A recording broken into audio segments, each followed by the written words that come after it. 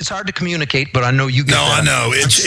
No. Sometimes I say, God, I can't understand this understanding. I can't deal with this discernment. I'm just a blob. I have this thing of like, I'm in dirty rags. Why am I being given all this knowledge, this understanding? How do I know the next thing they're going to say on the news? How do I know what they're going to do next? How are you giving? Why me? It's almost in the brain burning with awakening and understanding. Is that what you're talking about? Oh, I'm absolutely talking about it. I mean, there is no one more mystified. If anybody sits out there and say, hey, this guy thinks he's been called by God, and they can sit back and make fun of me. Believe me, I make fun of myself on one level. It is hard for me to believe, as hard as it might be for other people to believe. Why is God calling me? There's a bunch of better people than me. I mean, I get that. It's not just false humility. I mean, I am. But Alfred, God has called you because you're humble. Well, I am now, and the rest of that sort of thing. I don't know why he's called me. I mean, it's one of those things, but there's not a doubt in my mind that he has. All right, good enough for me. I don't need to know why. I don't need to know why. All I need to do is try to figure out what direction does he want me to go in right now, and it's not always clear. You know, I kind of think he wants me to head off in this direction. Is that right? You know, and I'm kind of... that's what happens. God gives you discernment, and then you're standing there going, you've just given me all this understanding. I'm just this feeble human. What? I mean, and then you look at the globalists serving evil. They're like these demonic pygmies standing around a bucket of disease, worshiping, and you're like, why are they doing that? Yeah. You know, it's like, as humble as we are, what are these devil worshipers doing? What have they given into? What is the point? Well, for one thing, evil is a lot easier than good. And part of the reason for that is that lies are nice and compact and tight. And you can put a lie into a nice, tight little package. But when you start talking about the truth, you start talking about the truth of an orange. And as soon as you start talking about the truth of an orange, you are soon talking about the color orange. And now you're in spectrum of light. And pretty soon you're into physics and you're into photons and the rest of this sort of thing. The truth is almost endless. It's everything. But the lies are little tight, compact packages. And truth is the universe. Truth is reality. Truth is powerful. And the evil aren't ready to stand in that fulcrum. That's exactly right. Evil is easy. I mean, it's easy, it's simple, it's easy to understand. It's the truth. That's where you're wandering around and you say, what am I supposed to do now? Because it's so big. And the more you see, the more there is to see. At least that's an opinion I have. No, this is the most powerful radio I've ever done. You're absolutely right. My entire life is like, whoa, if the public could see this, the discernment, the levels, the endlessness, and then you see the evil. They run the temporal world, but they literally are these stunted, pathetic creatures, and then you don't even hate them. You realize they're slaves. Yeah, I know. And they're pathetic in their own way. They think they're getting over. And all they're doing is condemning themselves to damnation. I mean, it is stupid. It's self-destructive. It's hard to understand. What do you say? You know, it's dangerous. It's challenging. But you know, Alfred, God doesn't want some candy-butted, good old boy who claims they're like a Pharisee up on the mountain. God's looking for people like Alfred Adask and others that are out there watching tonight, looking for real men, real women. God's actually looking for people that have been worldly. God's looking for people that have actually seen the dark side and want the good. And you've got to just open the door. Christ is knocking, you got to open it. Alfred, what's your point on opening the door? People say, well, I don't have this intellect. I could never grasp this. Folks, it's not your intellect. You open your level. You open your mind to this spiritual information. It's over. Mm-hmm. That's exactly right. It has, and you know what it has to do with, a lot of what it has to do with? It has to do with trusting yourself. And I don't mean that in an egotistical sense, but so many people are fearful. Yes, your gut, your common sense, you look at something and something inside you says, that's wrong. And everybody else is doing it. And it looks like they're having a party. And it looks like it's a lot of fun. You look at it and say, no, that's wrong. You have to learn to go with that inside that's telling you what to do, rather than just following the herd, because most of them are just following because they're scared to death to trust their own judgment. part of this, in my opinion, you got to learn to trust yourself. You got to begin to realize the good Lord gave you eyes, he gave you ears, he gave you sufficient intelligence to deal with the problems he's going to hand to you. If you're going to just follow the herd out of fear, though, and try to conform, from my perspective, again, you got that story of Esau coming back. That way leads to destruction. You're back on the birthright. I think so too. That's what I think. Well, Alfred, we're definitely on the same wavelength. I want to take some phone calls here in the last 37 minutes before Tex Mars joins us. But in the next 4 or 5 minutes, anything else that's on your heart to add and give to this audience that's watching us across the world right now? Well, I don't know that I've got anything in particular. When you asked me to be on the program, I asked what were we going to talk about, and I talked to Jaron, I think, and he said, "Oh, we'll just talk generally about whatever's going on in the world." And we just say we're talking. Yeah, it's not like All right. Well, it's anything else that's ringing my bell right now? I don't know. Third party. There's one. I have in mind to create a third party. All right, and I've had this in mind for several years, and I haven't had much success, and most people think that a third party is an impossible thing. It's just foolishness. But first, look at the mathematics. In a typical election, half the people who are eligible to vote don't vote. In an off-year election, 60% of the people who are eligible to vote don't vote. It means in an off-year election, for example, you only need the active support in a two-party election. You only need the active support of 21% of the people. Only 40% are voting. So you only need 21% to be elected, less than 1 in 4. If you had a viable third party, the odds would go down to something like 13, 14%. A viable third party that could attract 13, 14% of the support of the potential voters in this country could potentially take this country back in an off-year election. Number goes up some when you get into a presidential election, but it's still a small number. 1 in 5 is more than enough to take this country back with a viable third party. When you think about it, it's powerful and it's important because we are not being overwhelmed.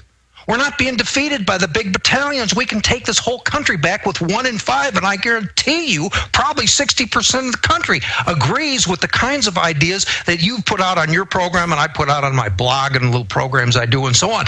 I'll bet you 60% of them are sympathetic to what we're talking about. We need only 1 in 5. The second part of this third party, the party platform would be the Declaration of Independence. There would be no argument. There'd be no additional planks in the platform. Declaration of Independence. 1, we get our rights from God. 2, the principal business of government is to secure those God-given unalienable rights. Use that Declaration of Independence, then there's no infighting. No party infighting as to what we should have on the planks of the party. Use the Declaration of Independence. It's got everything we need is there. Well, I want to bring up another point, Jim. We're going to phone calls. Sean, Tripp, Jeff, JT, Keith, Ben, and a whole bunch of others that are holding. Alfred, look at Ron Paul. He came out and said, well, if I don't win the Republican nomination, I may run third party. He recognizes that it's about taking the field, injecting real issues. Win, lose, or draw, we win. But and it's entirely possible right now. It isn't even, given the internet, it can happen like that. If people believe in it, if they believe we have power. If you can motivate people, it's all up to them. Whatever they believe we can do. Listen, Alfred, I told George Norrie this, the other guest tonight. I go to like Arkansas, California, Las Vegas. I was there doing a Jesse Ventura's TV show a week and a half ago. Every 5, 6 people I walk by were listeners.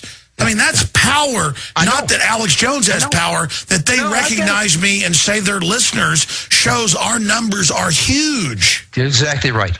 They're waiting. This is the sort of thing that I can't do on my own, but I'm telling you, I have thought about this on this third party. It can happen almost overnight. The only thing that's required is you got to get people to sign up to be candidates before the end of this year. The big obstacle for third parties to get them on the ballot in Texas, you need 50,000 signatures, at least the last time I checked the law. They have to be rounded up April, May of next year. You have about 6 weeks. Almost impossible to do with small numbers. But if you could get 500 to 1,000 people who committed and said, yes, I'll run for dog catcher. Another guy says, I'll run for state senator. I'll run for city council. You get 500 to 1,000 people. If you had 1,000 people who were willing to run for office, they would be the people who would gather the signatures Alfred, you need. They need 50 signatures a piece. When you run for office, you educate people. Look, it's resistance is victory. Saying no to this system and standing up against it is the answer. I want to go to some of these phone calls. You ready? Go ahead. Sean in Missouri, you're first up. Go ahead. Hi, Alex, Alfred. I just, first of all, want to thank you both. You're true heroes to me, and I appreciate what you're doing for our country. And on a personal level, I really appreciate what I feel like you're doing for my children and their future. My question for you is, I've listened to Alex for many years now, and maybe I've missed it, but my question is, what is the tipping point? I don't live in the city, I live out in the country. What is the tipping point where you draw the line? Is it when they come and ask for your guns? Is it when they come to and demand that you vaccinate your children? Well, if I can answer that, then Alfred can. In Texas, in 1832 or 33, it was when they came to take the guns. In 1775, it was when they came to take the guns. In other places, it was when they came to take people's children for conscription. At a certain point, it's when they come to lay their hands on you. And that's what TSA is a ritual to put their hands all over you for forced inoculations, to train you that they're going to set up checkpoints. It's a federal martial law ritual to acclimate as many as they can. Alfred, what is the tipping point? Tipping point is when the people, it isn't so much what the government does. It's when the people finally say enough. It's the government. The American Revolution was over a tax that was something like 2 or 3%. They were paying almost no taxes compared to what we do today. It wasn't a number so much what the government did. It's when the people just finally stand up and say, enough of this crap. And we're not so far from that. Again, Tea Party was a demonstration. We're close to that tipping point. The Occupy Wall Street movement and the fact that it's spread around the world indicates that we are close. The Arab Spring indicates that there is a sentiment in the world where people have had about enough of government. Now we're going to sit back and watch, and there's going to be an event. And it was kind of like the guy in Tunisia who set himself on fire. He finally just had enough, and he went out and he said, I can't deal with all this government regulation anymore, doused himself in gasoline, set himself on fire, and he precipitated the Arab Spring. Right? Something like that is going to happen. And the globalists tried to steer it and control it, but they're still going to fail at the end of the day. And that's the issue, is that now is the time to warn people. Now is the time to identify the real enemy. Now is the time to talk about the New World Order, because all these people are awakening, but the globalists are going to try to misdirect them into false solutions. Caller, anything else? Just want to make sure I kind of have it straight here. So you're saying, in your personal opinion, when they come and ask for the guns like they did during Katrina, that would be a time that would be worth saying no, and of course they'll insist on taking them anyway, and then that's when you're going to have, you feel that a Ruby Ridge type moment. Here's the deal. We're, as Alfred said earlier, we're hurting them politically and with our speech, and like Gandhi, letting them abuse us is waking everybody up. I'm not looking for a fight. Anybody who's been in a real fight isn't looking for one. The point is, I'm trying to control myself not to get in the fight, because every minute we suck them in deeper is a closer to victory. But yes, that is your own personal moment where you can't take anymore and you're being assaulted. Generally, it's about defense. You don't use this knowledge in attack. You're always stronger. I mean, take myself. I grew up in Dallas. I thought everybody got in fist fights every weekend. I moved down to Austin. Nobody gets in fist fights. I love it. I'm not looking for a fight. But I always learned every fight where somebody attacked me, it didn't matter if they were big and bad and the state wrestling champion, if they attacked me, I could kick their butt. The few fights I lost was when I got arrogant and got in a fight myself. I have no power when I'm on the offensive. When I'm on the defense, look out. I appreciate your call. Comments on that, Alfred? Oh, the only thing I'd say is Alexander Solzhenitsyn wrote the Gulag Archipelago, and he was talking about the prisoners in the Soviet concentration camps. Oh, how they burned in the camps. They were constantly debating when should they have stood up and fought. All right, at what point? Because if anyone, when they came in to arrest these people, if they knew there was someone standing behind the door with just a baseball bat, I guarantee that the government wouldn't come in. It was, when should they have resisted? It was a constant debate. Your callers, Sean, I believe his name is, he's facing that issue. Where is the tipping point? Nobody's got an answer for that. It'll be something that no one sees, understands, but all of a sudden it'll be like tinder. There'll be a spark, the tinder will explode, and everybody's going to say, oh my God.